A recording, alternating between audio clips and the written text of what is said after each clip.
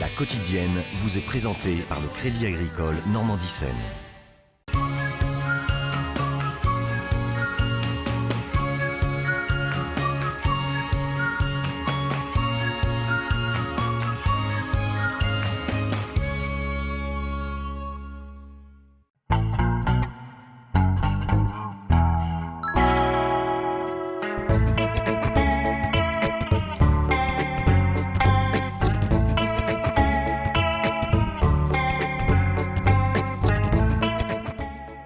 Bonjour et bienvenue dans votre quotidienne. C'est un voyage dans le temps et dans l'espace que nous vous proposons aujourd'hui.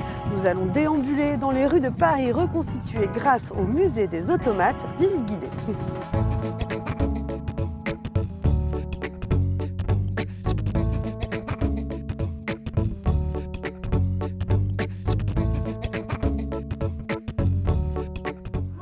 Qu'est-ce qu'il y a là-dedans? C'était les ateliers de mes parents. Mais j'y suis jamais rentrée. Viens, il y a une porte.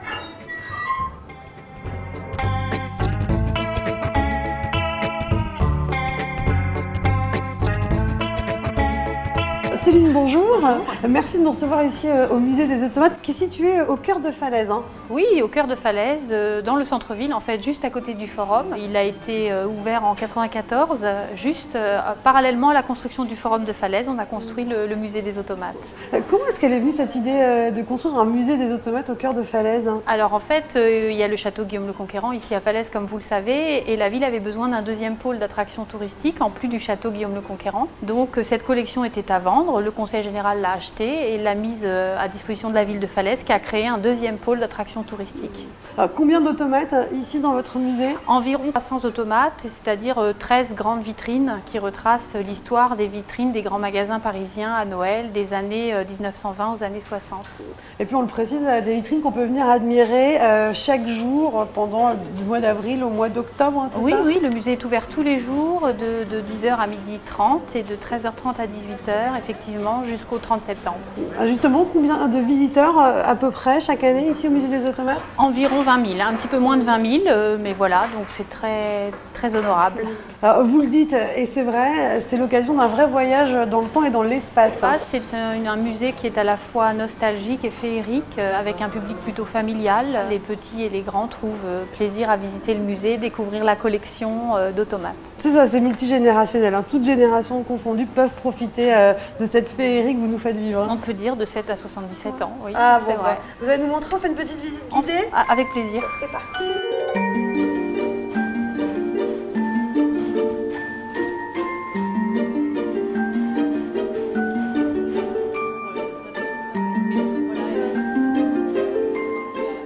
Voilà, Céline, cette visite, elle démarre par le visionnage d'un petit film en guise d'introduction, c'est ça?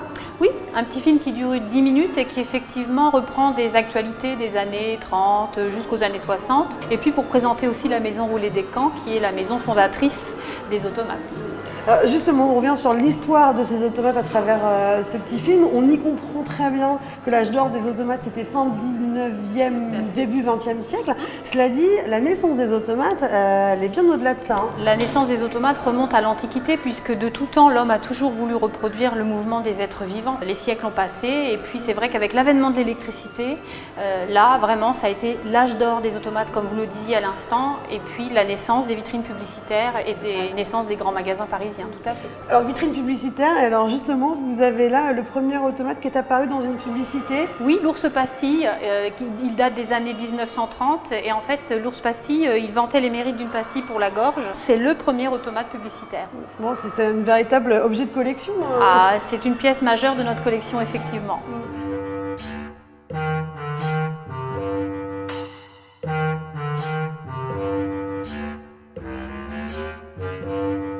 Alors, on en trouve d'autres ici, parce que j'aimerais que vous nous décriviez l'espace dans lequel on est, qui est le tout premier espace de la visite. Là, nous sommes dans les rues de Paris reconstituées. En fait, c'est le principe des boulevards haussmanniens. Vous avez les éléments de la vie parisienne. Là, on voit la fontaine Wallace. Plus loin, on découvrira une colonne Maurice. C'est un quartier de Paris entièrement reconstitué avec déjà les vitrines des grands magasins. Sous le ciel de Paris s'envole une chanson. La visite, elle est faite de façon chronologique. Plutôt, vous avez d'abord cet espace où on présente un tout petit peu la maison Roulet des Camps qui fut fondée donc en 1865. Dès 1910, la création de la première vitrine. Et là, on entre dans les ateliers avec les différentes phases de la fabrication des automates. Ah bah justement, vous allez nous expliquer comment on les fabrique, ces automates.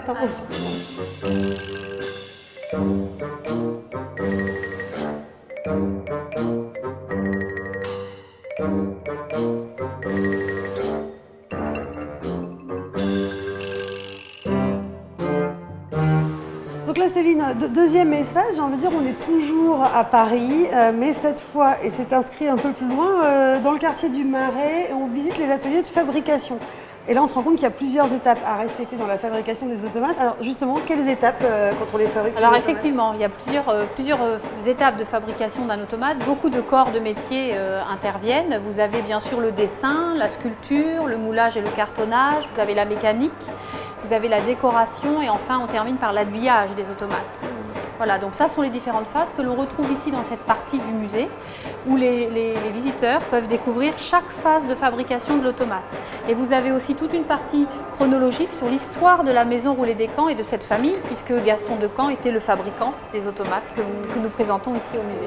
Alors, il y a une phrase justement au niveau de l'atelier de sculpture qui est assez vraie, où il est expliqué « 3 mois d'attente pour 2 minutes de rire ». C'est une phrase d'un journaliste de l'époque qui essayait d'expliquer comment est-ce qu'on crée les automates. C'est une phrase de Gaston Decamps en fait, qui a été reprise par un journaliste effectivement et qui montre le décalage entre le temps qu'il faut effectivement pour réaliser les vitrines et le plaisir qui est donné bien sûr aux enfants et aux visiteurs devant les vitrines d'automates. Alors justement, comment est-ce que ça se passait? Vous évoquiez le dessin, on se dit que c'est la base effectivement du travail. C'est ce qu'on pourrait appeler aujourd'hui un appel d'offres, il fallait soumettre des idées, un choix a été fait? Oui, c'est exactement ça, c'est-à-dire qu'en fait on procédait au dessin, on fabriquait une gouache et à partir de cette gouache qui servait de modèle, on créait la vitrine. Donc effectivement, la maison Roulet des Camps faisait appel à des grands dessinateurs. Ça pouvait être Péné, Dubout, Jean Eiffel, on verra les scènes tout à l'heure. Et ils proposaient une gouache et quand c'était validé par la maison Roulet des Camps, les ateliers se mettaient en place et en route et on construisait la scène. Comment est-ce que vous avez réussi à recréer ces ambiances, ces ateliers ici qui sont assez subjugants de réalisme? Oui, c'est une reconstitution à l'identique car on a eu la chance effectivement que sur le projet muséographique, l'arrière-petite-fille du fabricant soit présente.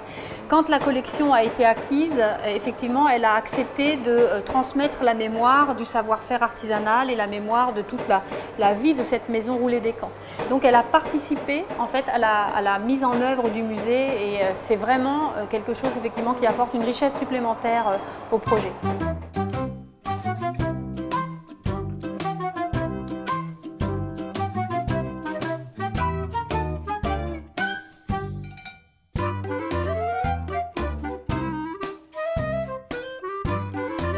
Et là, on continue et on rentre dans les rues de Paris. Tout à fait.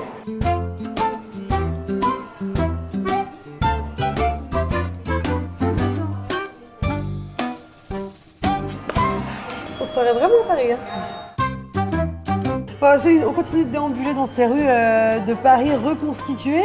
On est passé devant le Bon Marché. Est-ce qu'on peut dire que c'était les précurseurs, en tout cas c'est eux qui ont démarré ces vitrines animées? Ah oui, parce que en fait, le Bon Marché, c'est le premier grand magasin qui a ouvert. C'est Alfred Boussicot qui a ouvert le Bon Marché à Paris. Et c'est la première grande surface ou le premier grand magasin ouvert à Paris. Donc ce sont effectivement les précurseurs. Ensuite, il y a eu les Galeries Lafayette, il y a eu le Printemps, les magasins du Louvre. Le succès a fait que tous ont suivi. Voilà, bien sûr. Bon alors, là, on est, vous nous le disiez, devant une vitrine qui plaît beaucoup. Oui. Qui s'appelle le Tour de France, c'est ça? C'est une vitrine qui date des années donc, 1936. Vous avez là la gouache qui a servi donc, de modèle à la réalisation de la vitrine. Les vitrines animées étaient inspirées ou bien de faits divers ou bien de faits d'actualité. Là, on est sur un fait divers. La pancarte a été malencontreusement tournée par un monsieur qui avait trop bu. Et donc, le Tour de France a été détourné. Et puis voilà, les cyclistes sont entrés en collision avec des petits cochons. Et c'est ce que retrace cette scène humoristique. On a même les cloches chez vous, on les entend. Des rues. Alors justement, effectivement, humoristique, vous le disiez, j'aimerais quand même qu'on en parle puisqu'on se rend compte que les automates, les scènes de vie que vous évoquez, elles sont tout de même tournées à la dérision, il y a quelque chose d'assez burlesque. Oui, c'est vrai, il y a beaucoup d'humour et et de dérision. Tout dépend aussi des gens qui ont travaillé sur la scène. Plus tard dans la visite, on verra la scène de Dubout. On est vraiment dans des scènes très humoristiques avec tout l'univers d'Albert Dubout. On a vu Le Bon Marché et puis en face de nous c'est complètement un autre univers, c'est autre chose. De quoi il s'agit? Alors c'est la scène des Mille et une nuits. Donc là vous retrouvez donc Aladdin avec tous les personnages qui forment la scène des Mille et une nuits.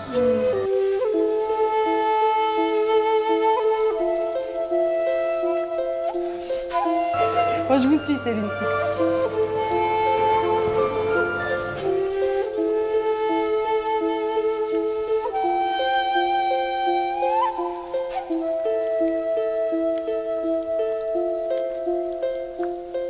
Toujours dans les rues de Paris, il y a près de 70 ans maintenant et on se trouve juste devant les galeries Lafayette au moment de Noël.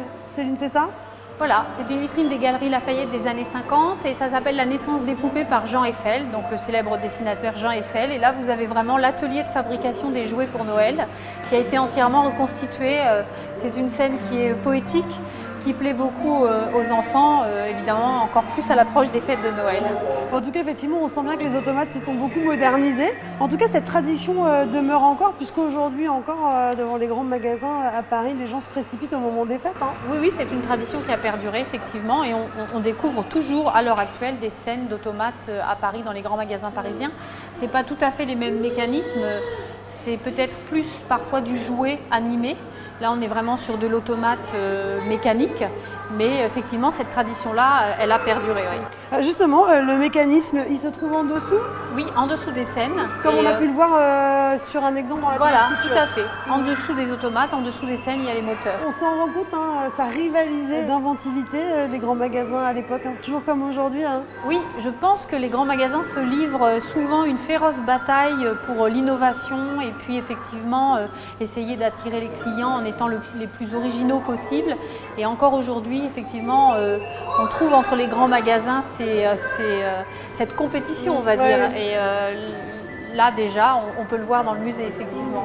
Alors, c'est vrai aussi en face de nous, on va s'y rendre, puisque ça aussi, c'est une des scènes assez prisées, vous le disiez. Oui, les visiteurs aiment beaucoup cette scène parce que c'est l'univers du dessinateur Albert Dubout. Cette scène s'appelle le marathon de la danse. On retrouve les personnages principaux de l'œuvre de Dubout, que sont cette grosse dame avec ce petit bonhomme qui danse avec elle.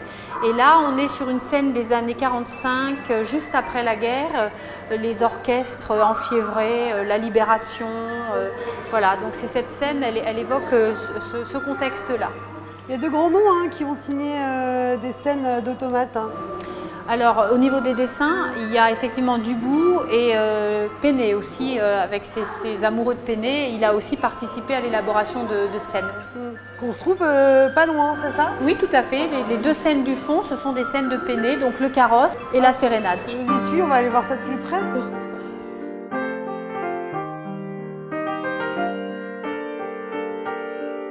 Voilà, Péné, vous l'évoquiez, on y est. Alors là, on n'est plus dans le burlesque, dans l'autodérision qu'on évoquait tout à l'heure. On est vraiment plutôt dans la féerie. On est dans la féerie et le poétique, oui, c'est ça. Donc là, c'est la scène du carrosse, les Galeries Lafayette, les années 50 encore, c'est 53. Et cette scène, elle est inspirée de faits d'actualité. On avait dit les faits divers ou les faits d'actualité, puisque là, c'est le couronnement de la reine d'Angleterre. Et donc voilà, cette scène, elle est inspirée de ce fait-là. Et vraiment, elle est effectivement un peu poétique et féerique.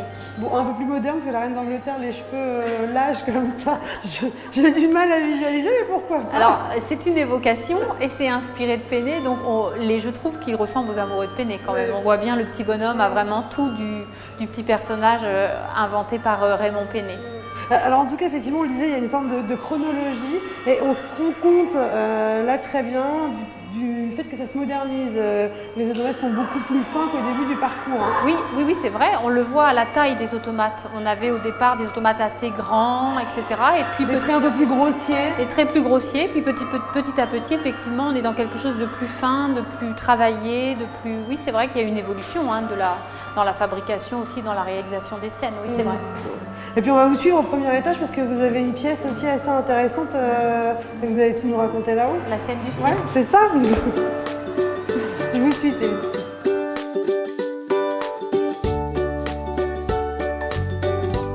Donc là, Céline, on a pris de la hauteur pour admirer la dernière scène du musée, le clou du spectacle, un peu. Oui, une des très belles scènes, effectivement, la scène du cirque qui date aussi des années 1930. Et là, effectivement, vous avez 6-7 beaux automates, les clowns, l'ours, l'otarie, Monsieur Loyal, voilà, une très très jolie scène, effectivement, sur le belvédère, ici, à côté du petit café du musée. Et puis alors chez vous, on est tellement plongé dans les années 50 que vous avez même recréé un café. On ne peut pas y boire de café, mais à l'identique de ce qu'étaient les cafés parisiens de l'époque. Voilà, vous avez tout dit, c'est un petit café parisien complètement reconstitué à l'identique, qui s'intègre parfaitement dans le décor du musée et qui vient. Les gens ne peuvent pas consommer, mais les gens peuvent quand même faire une pause et regarder les gouaches et admirer les dessins.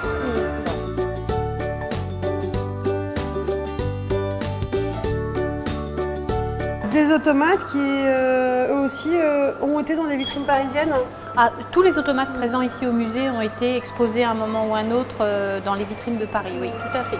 Bon, et puis alors une petite anecdote quand même à propos de ce lion, j'aimerais que vous nous en parliez. Oui, alors la Maison Roulée des Camps a beaucoup travaillé avec le cinéma en fait. Il y avait des liens très étroits entre la Maison Roulée des Camps et le cinéma puisqu'on leur passait commande parfois de création d'automates pour la réalisation de films.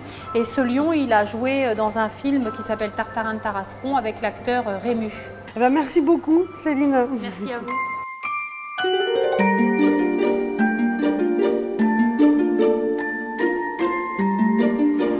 On vous le disait, une vraie visite familiale, l'occasion justement d'aller demander à certains enfants ce qu'ils pensent de ce musée.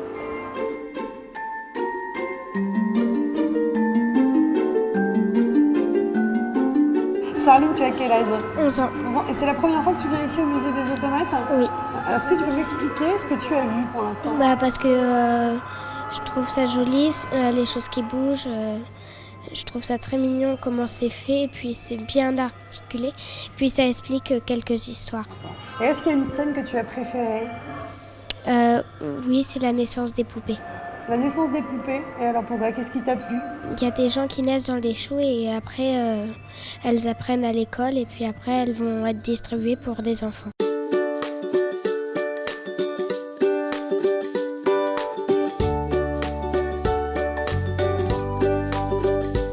Donc Lucas, tu as quel âge? 9 ans. 9 ans. Tu peux nous expliquer ce que tu as vu ici au musée? Bon, on a vu des scènes différentes d'automates, des Égyptiens, le Père Noël, des gens qui dansaient, qui faisaient la fête. Tu savais ce que c'était toi les automates avant de venir ici? Non. Alors aujourd'hui, si je te demande de définir un automate, tu saurais le faire maintenant? C'est un pantin, c'est comme un pantin sauf qu'il y a un moteur à l'intérieur et puis on l'a peint et puis il bouge tout seul. C'est rigolo, le chien il bouge, c'est rigolo. Bon, donc tu serais prêt à revenir, en profiter encore.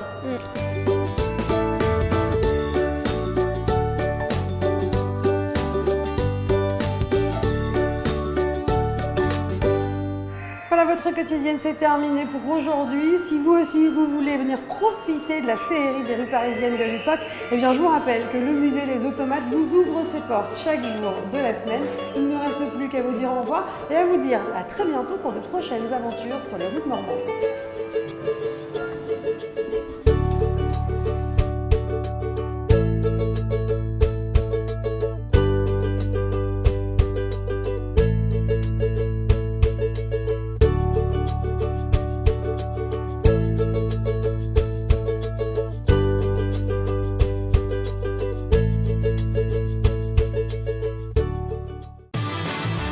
Le Crédit Agricole Normandie Seine vous a présenté La Quotidienne.